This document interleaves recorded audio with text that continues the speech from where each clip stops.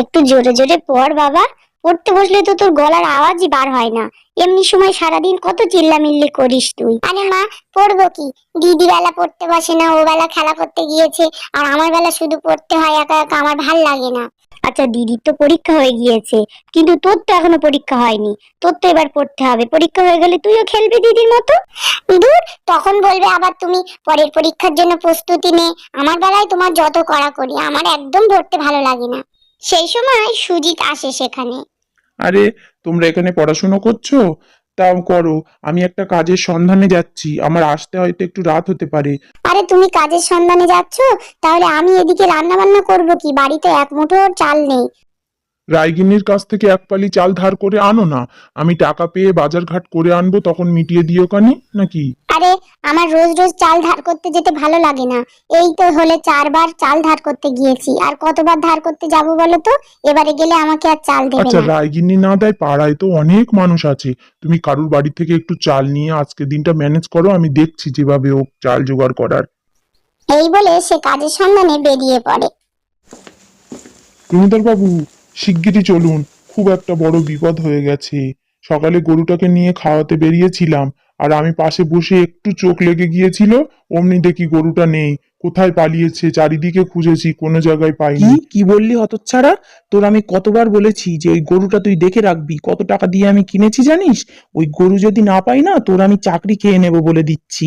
তুই কোথায় পারিস ওই গরু খুঁজে নিয়ে আয়। আমি তো অনেক জায়গায় খুঁজেছি, কিন্তু গরু তো মোটেই আমি খুঁজে পাচ্ছি না। কি হবে বলুন তো, আমি বুঝতে পারিনি গরুটা কোথায় যেন পালিয়ে গিয়েছে। ভালো হয়েছে পালিয়ে গিয়েছে। যদি গরু খুঁজে না আনতে পেরেছিস, তাই 1 বছরের বেতন কিন্তু আমি তোর কেটে নেব বলে দিচ্ছি রামু। নন্দু যখন পড়ছিল, নন্দীর বোন ছুটকি ছুটতে ছুটতে আসে। ও মা, জানো, পাড়ার সবাই ওই পাশের জঙ্গলে ওল আর কচু হয়েছে, তাই তুলতে যাচ্ছে। আমি যাব মা, ওখানে নাকি বড় বড় ওল কচু হয়েছে, সবাই তুলে তুলে আনছে। যাই না মা, আমি একটা ওল তুলে আনি। যাবি? তা যা মা, তাহলে দুপুরে ওলের ডাঁটা দিয়ে আর নারকেল দিয়ে একটা তরকারি করে দেবো, খুব তো ভালোবাসি। ও মা, দিদির সঙ্গে আমিও তাহলে যাই না মা একটু? হ্যাঁ, তা যা, সাবধানে যাবি আর তাড়াতাড়ি চলে আসবি। তোরা ফিরে আসলে তাই আমি রান্না করব, কেমন? এ দিদি, আমার যে আর তর সইছে না। কি লোভ লাগছে, দেখ কি সুন্দর হয়েছে। মায়ের হাতের ওলের ডাঁটা যে এত ভালো লাগে। হ্যাঁ রে নন্দু, তুই ঠিক বলেছিস, আমারও খুব পছন্দ লাগে। অনেকদিন এত সুন্দর রান্না খাইনি। নে, আমরা তাড়াতাড়ি করে খেয়ে নি। হ্যাঁ হ্যাঁ, তোরা তাড়াতাড়ি খা, না হলে ঠান্ডা হয়ে যাবে। এইসব জিনিস ঠান্ডা হলে আবার ভালো লাগে না। এই বলে ছুটকি আর নন্দু খাওয়া শুরু করলো। কিছুক্ষণ পর ওদের বাবা এলো। আরে, বাচ্চারা দেখছি খুব আনন্দের সঙ্গে খাচ্ছে, তা তুমি কি রান্না করেছো? আজকে ওলের ডাঁটা দিয়ে নারকেল রান্না করেছি। ওই পাড়ার জঙ্গল থেকে তোমার ছেলে মেয়েরা তুলে এনেছে। তা তোমার কাজের কোনো খবর হলো, সেটা তো আগে বলো। হ্যাঁ হ্যাঁ, কাজের একটা খবর হয়েছে, একটা ভালো কাজ হয়েছে। মাস গেলে আমাকে একটা ভালো টাকা দেবে। তুমি আর চিন্তা করো না গিন্নি, এবার থেকে ছেলে মেয়েদের নিয়ে পেট ভরে দুটো খেতেই পারবো। যাকগে, আমি একটু নিশ্চিন্ত হয়েছি। আর সবার সময় চাইতে আর ভালো লাগে না। সেদিন সন্ধ্যায় নন্দুরা বসেছিল বাড়ির বারান্দায়, আর সেই সময় একটা গরু এসে নন্দুদের ফুল গাছ খেতে শুরু করে। মা, দেখো না, একটা গরু এসে আমাদের ফুল গাছ সব খেয়ে নিচ্ছে। কাদের গরু বলো তো? আরে, এ তো আমি তো চিনতে পারছি না রে ভাই। কাদের গরু বলতো? আমার শখের ফুল গাছগুলো খেয়ে নিচ্ছে। ও বাবা, একে একটু তাড়িয়ে দাও না, আমার ফুল গাছ সব খেয়ে নিচ্ছে। এই যা যা এখান থেকে। কাদের গরুটা কি জানি, এ পাড়ার গরু মনে হয় না। ও বাবা, ও তো যেতেই চাইছে না। তাহলে ও কি যাবে না? ওকে আমাদের বাড়ি থাকতে চাইছে নাকি আজকে? হ্যাঁ, থাকতে চাইলে হবে নাকি? কখন আবার মালিক এসে আমাদের দোষারোপ করবে। এই যা তো, যা এখান থেকে। আরে, তুমি ঘা দিও না, থাকবে। অবলা জন্তু, আর এই সন্ধ্যাবেলা কাউকে বাড়ি থেকে তাড়িয়ে দিতে হয় বলো? ও থাকতে চায়, রাতটুকু থাক। রাত্রে তাড়িয়ে দিলে না অমঙ্গল হবে। পরদিন সকালে নন্দু বাইরে এসে দেখে গরুটা ওদের উঠানেই বসে আছে। এ কি, গরুটা আমাদের উঠানে বসে আছে, এখনো যায়নি? এ দিদি, বাইরে আয় তো। এ ভাই, কি হয়েছে? সকাল সকাল ডাকছিস কেন? এই দেখ, গরুটা এখনো এখানে বসে আছে, যায়নি কেন রে? এখানে কি থাকবে নাকি গরুটা? কি জানি, আমারও তো তাই মনে হচ্ছে। ও যাচ্ছে না কেন? দাঁড়া, মা আসুক, দেখি মা কি বলে গরুটা নিয়ে। এই যে, আমাকে ডাকছিলি? এই যে আমি, বল কি হয়েছে?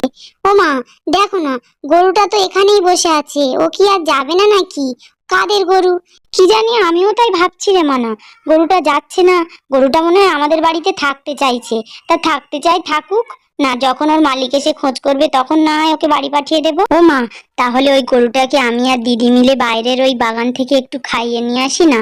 আমার এমনি অনেক দিনের ইচ্ছা, গরু ধরে ধরে হেঁটে হেঁটে যাবো, গরুকে খাওয়াবো, একটু নিয়ে যাই না মা গরুকে? আচ্ছা যাবি তা যা, কিন্তু পরের গরু যেন পালিয়ে না যায়, তখন কিন্তু আমাদের দোষ হবে।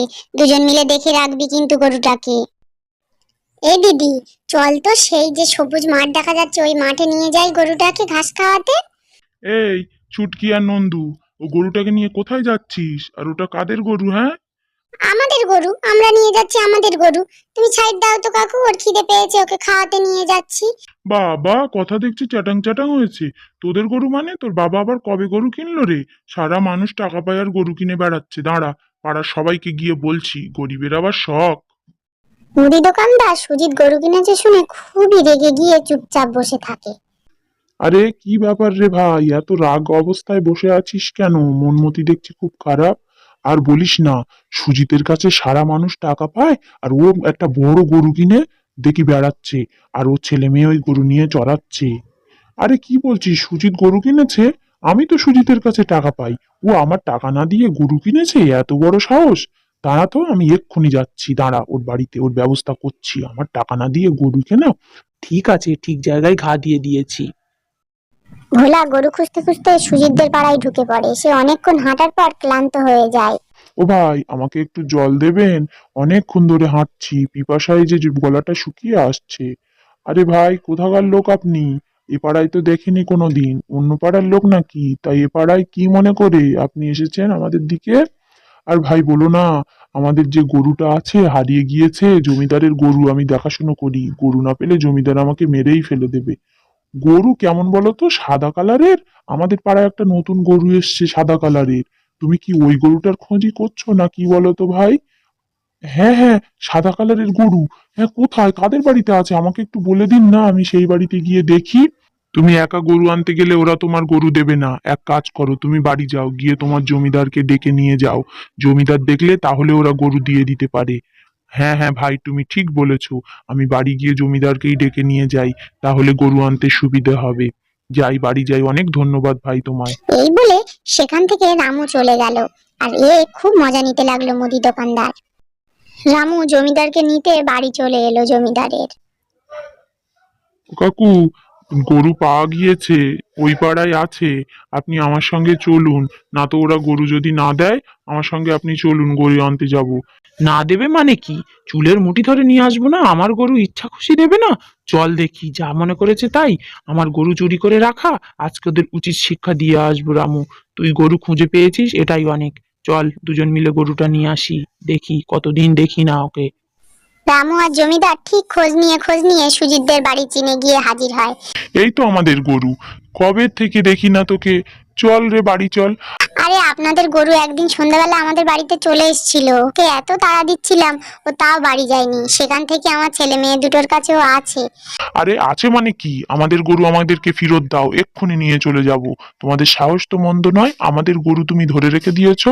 আরে কাকু, নিয়ে যাবেন না, আমি গরুটাকে খুব ভালোবেসে ফেলেছি, আমি নিয়ে যেতে দেব না এই গরুটাকে, আমাকে দিয়ে দিন না। আরে জমিদার বাবু, বাচ্চাটা তো দেখছি খুব মন খারাপ করছে, তা ওকে গরুটা দিয়ে দিলেই তো হয়, তাহলে আরো এত মন খারাপ করে না। তুমি নেবে বাবা গরুটা?